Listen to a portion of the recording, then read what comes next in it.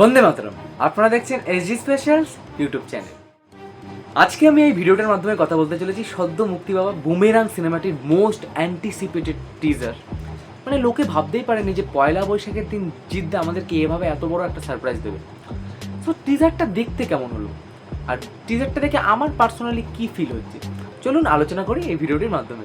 প্রথমত জিদ্দাকে আমরা দেখতে পাচ্ছি বাইকের সাথে, বাইকটা কিন্তু দারুণ লাগছে। বাইকের মধ্যে ভিএফএক্সের কাজ সব কিছু একদম ব্যালেন্স। মানে আমি ভাবছি যে এত কম বাজেটের মধ্যে এতটা বড় কিছু অ্যাচিভ করা কী করে সম্ভব হলো। আমার এক্সপেকটেশন কিন্তু খুব একটা হাই ছিল না। আমি ভেবেছিলাম যে 4-5 কোটি টাকার সিনেমা কতই বা ভালো কিছু আমাদের দেখিয়ে দেবে। বলিউডই পাচ্ছে না এত, তাদের বাজেট হয়তো বেশি হচ্ছে 400 কোটি 500 কোটি, তাদের মধ্যেই তারা পাচ্ছে না। এই আদে পুরুষ কী হলো ভিএফএক্স এগুলো। কিন্তু জিদ্দা মানে ব্যালেন্স ট্রুপে এত কম বাজেটের মধ্যে এত মানে কী বলবো দারুণ জিনিস আমাদেরকে দেখিয়ে ফেলেছে, মানে সত্যি অসাধারণ লাগছে। আমরা তো প্রথম থেকেই জানতাম সিনেমাটা একটি সায়েন্টিফিক ঘরানা সিনেমা হতে চলেছে, সায়েন্টিফিক এবং কমেডি। আমরা এখানে কমেডি ফিলও পাচ্ছি। বিভিন্ন রকম কমেডি স্টার যারা কমেডি করার জন্য ফেমাস, খরাজ মুখার্জি, রজতব দত্ত, আরও বিভিন্ন রকম অভিনেতা, যেমন আমরা সৌরভ চক্রবর্তীকে দেখতে পাচ্ছি জিদ্দার সাথে। জিদ্দারই হয়তো সাইকিক হয়েছে উনি, জিদ্দা হচ্ছে মেন সায়েন্টিস্ট আর তার সাহায্য করে মনে হয় সবসময় সৌরভ। ও তাদের মধ্যে একটা ভালো বন্ডিং দেখানো হয়েছে। ডায়লগ শেষের মুহূর্তে ডায়লগটা সেরা ছিল। ওভারঅল ট্রেলারটা কিন্তু একটা পলিশড টিজার ছিল।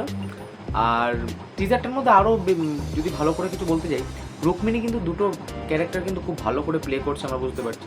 একটা মানুষের ক্যারেক্টারটা তো আমরা তাকে দেখিয়ে আসছি বিভিন্ন, সেই অ্যাজ অলওয়েজ তার অ্যাক্টিং ঠিক আছে, কিন্তু রোবটের রূপে যেরকম অ্যাক্টিং করছে সেটা কিন্তু সত্যিই কিন্তু একটা রোবট মনে হচ্ছে। তেরে বাতমে আসা উলঝা জিয়ার সাথে অনেকের সিমিলারিটিস পাচ্ছে, কিন্তু ওখানে যে অ্যাক্ট্রেস ছিল তার সঙ্গে কিন্তু রোবটের ক্যারেক্টার খুব একটা মানাচ্ছিল না। অতটাও আমরা বুঝতেই পারিনি যে এটা রোবট বানিয়েছে, ফিল হচ্ছিল না। কিন্তু এখানে কিন্তু সত্যি একটা রোবোটিক ফিলিং রয়েছে। আর তার যে ল্যাবটা, জিদ্দার যে ল্যাবটা এত সুন্দরভাবে ডিজাইন করা হয়েছে, প্রত্যেকটা মানে একদম দারুণভাবে মানে ফুটে উঠছে টিজারের মধ্যে। আমার তো টিজারটা ব্যাপক লেগেছে। বাইক নিয়ে উড়ে যাওয়াটা সব কিছু মানে ব্যালেন্স। এই বাজেটের মধ্যে এত কিছু দেখিয়ে ফেলছে, আর মানে আর কিছু আমরা এক্সপেক্টই করতে পারি না এরকম সিনেমার থেকে। দেখে মনে হচ্ছে অনেক বড় সড়ো অ্যাকশন সিকোয়েন্স থাকতে চলেছে। একটা জিনিস দেখলাম, একজন ওপরে ঝুলে রয়েছে, জিদ্দা হয়তো তাকে বাইকে করে উড়ে গিয়ে বাঁচায় বা কিছু এরকম কিছু সিকোয়েন্স রয়েছে।